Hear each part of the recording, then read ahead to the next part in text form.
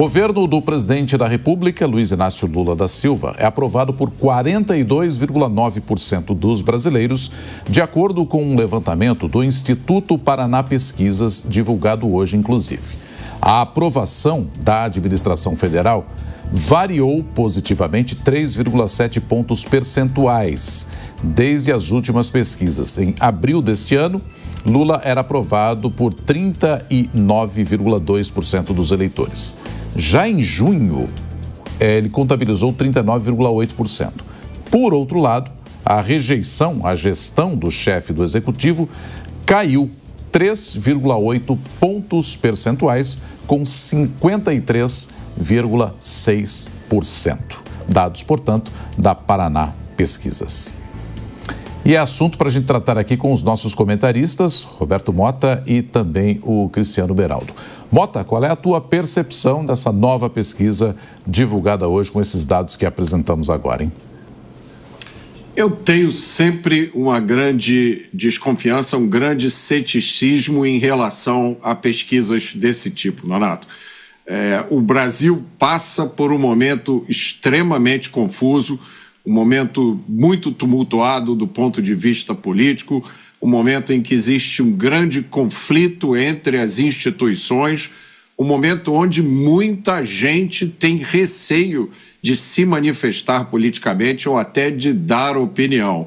Nós estamos assistindo à imposição de graves sanções por parte do governo americano.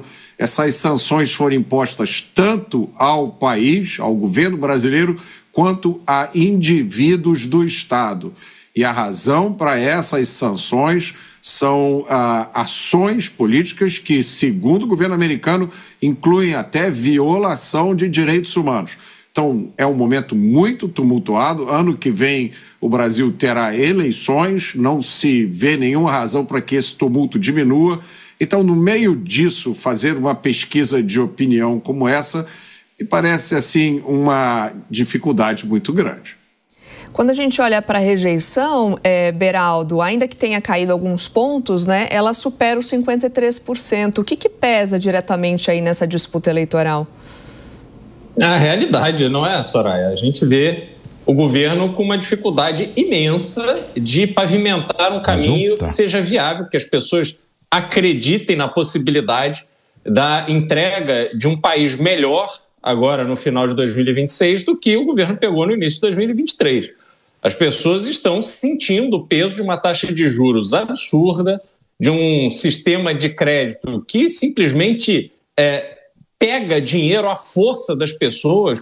Quando você olha para o cheque especial, cartão de crédito, 400% de juros ao ano, isso é absolutamente absurdo. Mas no Brasil se normalizou como uma realidade em que as pessoas são submetidas. Então aumenta a inadimplência, as pessoas não conseguem melhorar de vida, vão vivendo de empurrar as suas obrigações mais para frente, tentando sobreviver. E isso não basta, isso não é suficiente. Veja, o presidente Lula, ele usou esse evento das tarifas impostas pelos Estados Unidos para colocar todas as suas fichas no quanto pior, melhor.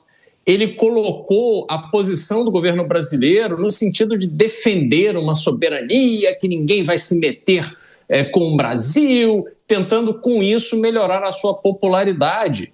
Só que o caminho adotado pelo governo não foi de resolver o problema, ao contrário, foi de aumentar o problema, acreditando que assim as pessoas seriam mais simpáticas ao atual presidente. Mas as pesquisas revelam que a alteração que houve, ela é marginal, ali dentro da margem de erro.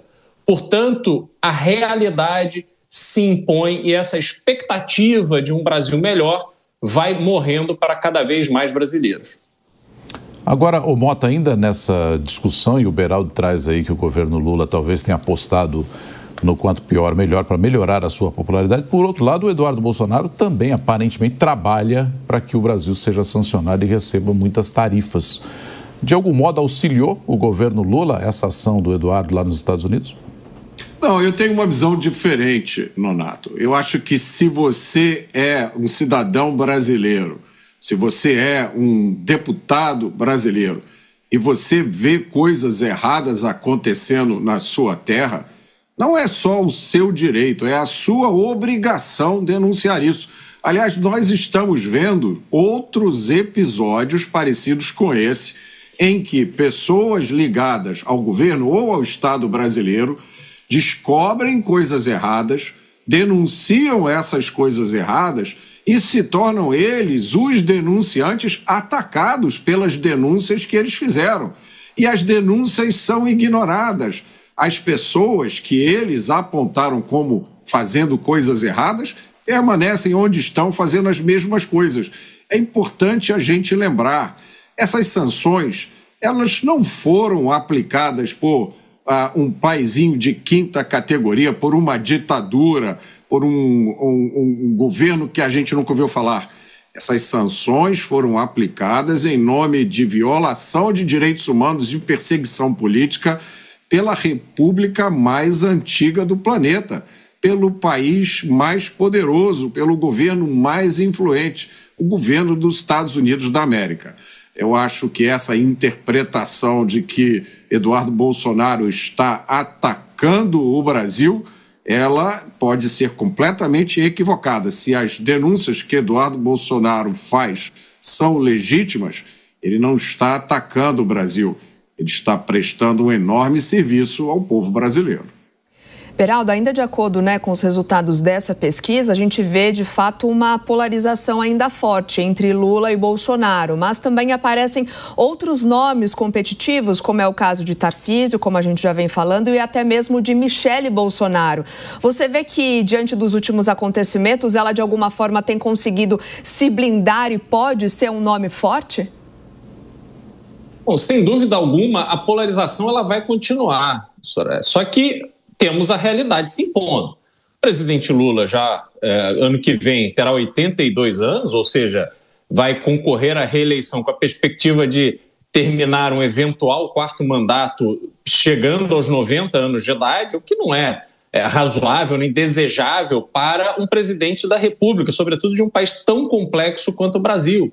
E temos a realidade do próprio ex-presidente Jair Bolsonaro, que hoje está inelegível, enfrentando um julgamento que, muito possivelmente, por tudo que já foi dito pelos próprios ministros do Supremo Tribunal Federal, ele será condenado à prisão.